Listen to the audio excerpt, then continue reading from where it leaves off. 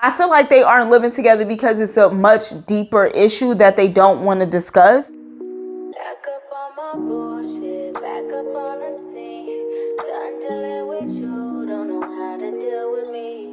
Done fucking with you, don't know how to love me. Hey y'all, what's up? Welcome back to the channel. Welcome if you are new. Hey, what's up? So today we are going to be reviewing Love is Blind Season 3 After the Altar, Episode 15. Let's get into it. Well, this episode opens up with Cole and Zanab talking, and they just kind of talk about everything. It was very awkward. And the thing that I don't understand with people is throughout this sitting with Cole and Zanab, you could tell that they still are kind of feeling a way about each other. Not like, oh, I want you. I mean, like annoyed or mad or something. You could tell. I have a quote that I live by, and it says, yes, I'm confrontational, but it's only because if I don't confront a problem or an issue, I'll never resolve it and get to the root of it. Right? Like, so I feel like people are so afraid of confronting things head on. But that's the only way you get to true resolve. Like, they were kind of tiptoeing and dancing around each other when it's clear that they still have hard feelings and animosity. Iron it out. Like, period. To me, it just felt like they were trying to say the right things, and it's just like, no, y'all are still mad, and that's okay. It's okay for Cole to be like, yo, I felt like you blindsided me, and I really didn't feel like that was okay. And for Zanab to stand in what she felt. I felt like you were, well, she kind of was still standing in like what she felt, but I felt like Cole was not. Cole did not say, yo, I felt like what you did and how you went about it was wrong. It's nothing wrong with saying that. Like, please. But anyway, she says again that throughout all of this, he is still the only person that she would have went through this with. And that will never make sense to me. I just do not understand that. But she continues to say that, and it just really only makes her look dumb. But whatever. I just felt like their sitting down and talking was purposeless because they really didn't say what they meant or what they felt. Well, I'm not going to say that because I feel like Zanab did. She kind of still was like, no, you treated me like crap and you da-da-da-da. She still was kind of standing in what she was saying. But I felt like I was kind of mad at Cole because if you really felt like she did you wrong and she manipulated a lot of different things that happened, like that tangerine scene, like, say that. But we once again get Cole saying that he wants to find a girl who looks good in a bikini. And it's just like, is that really all that you want? My God. So then we get Colleen and Matt going to meet with his parents. I believe those was his parents. And they talk about them still not living together. And they keep on saying like, oh yeah, we got to do everything in our time. And it's like, I get that. Because I'm a firm believer of like, to each their own. Everybody's relationship is different and it's going to look different. And the beauty of being in a relationship with that person is you and that person get to decide what that looks like, right? But I feel like they aren't living together because it's a much deeper issue that they don't want to discuss. So then we get SK going to look at rings for Raven. And to me, I was straight-faced the whole time because it's really crazy how somebody could portray themselves in a way where like they seem genuine and honest, but they be the complete opposite. Like, I never would have thought that SK was out here moving like that. And it's just crazy how somebody could really, literally and really fool you and portray what they want to portray. And then behind closed doors, they really like bring out the beast. And it's just like, wow, you are so shady. So then we get Alexa and Brennan going to walk the dogs. And this scene really confused me because he gifted her something. He gifted her a baby t-shirt.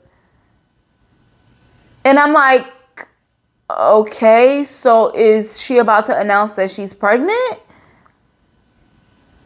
What's happening? And then he's like, oh, I didn't get to give you a gift at your what's the name. And then that's what he gifts her. So it just was kind of like, what is the significance of this? Like, is she pregnant? But she didn't say anything about her being pregnant. So it just was kind of like, what was the purpose in this? I felt like they did that for like a teaser. Like, you know how when they putting together the teaser for the episodes to have like the baby t-shirt in the teaser so it could like seem like and create intrigue about if somebody is pregnant. And it just was like, I have to really like take a break from these shows. They're really starting to actually piss me off. I'm serious. So then we get another scene with Matt and Colleen. And to me, a lot of the times, Colleen seems like she's very annoyed with Matt. And he says that he is annoying and he does stuff to annoy her purposely. But it's like, who wants to be annoyed? I don't know about you, but I don't like feeling annoyed, especially not by my partner. Now, obviously, my husband is going to annoy me sometimes, but he's not doing it on purpose and getting a kick out of it.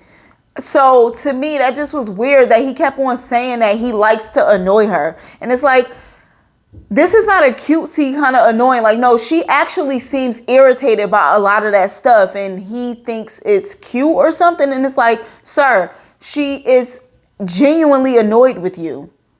So then we get SK and Raven going to dinner. And I have to say that proposal set up in the scene was gorgeous. It was so beautiful. But everything else, I just really couldn't get into it. Like, because I, again, know how the story ends. I could not get into it. So he gets down on one knee. He proposes. She says yes. And then they just was standing there. I'm like, well, I thought y'all had dinner reservations. Or like, I thought y'all were having dinner. Like, where's the dinner? Why are y'all just standing right here? There's no tables for y'all to like sit down and actually have a dinner after your proposal. Like, that would make sense to me that like after the proposal, if you're at a restaurant, that you would then have dinner. So then they say 4 months later, the engagement ended. And then we get Raven, and watching Raven really just made me so sad. Like, it was just like, wow. Like, you could tell that she still is hurting over this. And I can imagine that it's very embarrassing. He embarrassed her. So like, and not just by saying no at the altar, what? Not just by saying no at the altar, but also by cheating on her many times, allegedly.